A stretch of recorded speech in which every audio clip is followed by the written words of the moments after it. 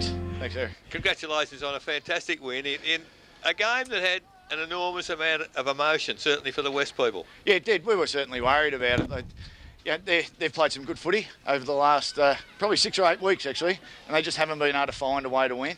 And we were worried today that maybe the crowd and the day and the emotion was going to be that way to win for them. So with the couple that we had out, we were certainly worried about it. Yeah.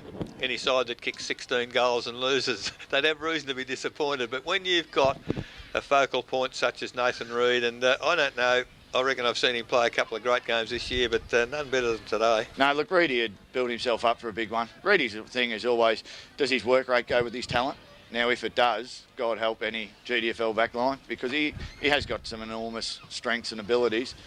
He just has to play for that. Unfortunately, we probably didn't deliver the ball to him. We sit it on top of his head and rely on him standing on somebody else's head a lot of the time. So, look, hopefully he'll continue to stay around in the GDFL and be a good player that he is for the GDFL. As a coach, I guess it's fair to say you've had a frustrating period at Winchelsea, because for so long you had the potential to be there, missed by 0.01% 2 years ago, and that must have been heartbreaking.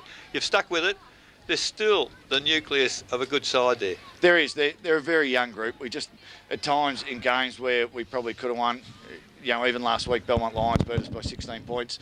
At times it's just our leadership blokes that we don't quite stand up at the time that it's needed. We found when the game was in the balance last week, Harmy was able to stand up and win the game for them, where in close games we haven't had that, and that's not having a go at any of our older blokes, but Kuna Giskus is probably on the wrong side of youth.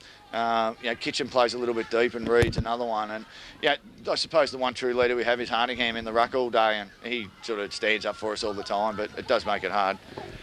You've been around GDFL football for a while, and it's going to be sad to see you go, to be quite honest, because personally you've been a terrific help to me, always cooperative. What's the most memorable moment in your GDFL career? Look, club-wise it's been probably just the amount of young fellas that have started their senior football under myself, and it's just exciting when you try and put your knowledge into a young body, which is good. But on a personal thing, I remember Reid going berserk in the last quarter. We're 6.5 goals down out at Winch, and he's kicked 5 in the last quarter and set up a couple, and we got up to win by a couple of goals. So there's been some terrific moments, but there's also been the lowest of lows at times, missing out on final spots and all that. But we don't blame anyone for that other than myself. I was at the helm and didn't get him over the line, and that's the way it goes. Yeah, look, Pricey, I got that question probably leads me into a question that look, I spoke to someone through the week, and it's common knowledge that I said, well, if I was to come out of retirement, I'd like to take Winch on as a coach. I think they've got a lot to offer. I like the way they're playing football, but obviously they don't carry it out every week for you. Or as I said, I spoke to Craig Hardingham before the game, and if you had got into the finals last year, or at least a couple of times, you might have went not all the way, but better, and your performance looks better. They just underachieved a little bit, I reckon, in my opinion. Yeah, absolutely. I don't hide from that. And I think the hardest thing is getting committed people to drive out to Winchelsea twice a week, 40 kilometres out of Geelong.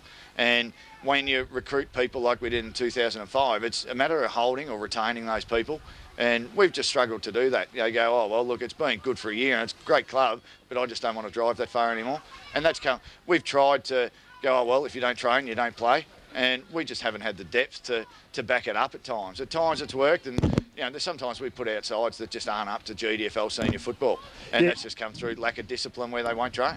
Yeah, and it's the same today. When I saw Mark Harvey on the bench, I put my coach's hat on, and I said, well, he was probably late to a meeting or something to have a quality player sit on the bench. He came on and racked up some stats pretty quickly. Said us a lot. Harvey, good player. Same thing. As I said to him, till the last week, the last game, I will not waver on my beliefs that if you don't, the harder you work, the luckier you become. So if you're missing training for ordinary excuses, you can start off the ground, and somebody that has training can have a go. Just one thing, and you can answer it if you like. Today we've come over here. I thought the standard of football was great today. I thought there was a lot of skills out here. There was a lot of rubbishy little football, and probably more come from the Cheetahs than probably from you people. But I can't believe they haven't won a game. That's astonishing. It astounds me. With some of the results that I see in the paper, I don't understand why.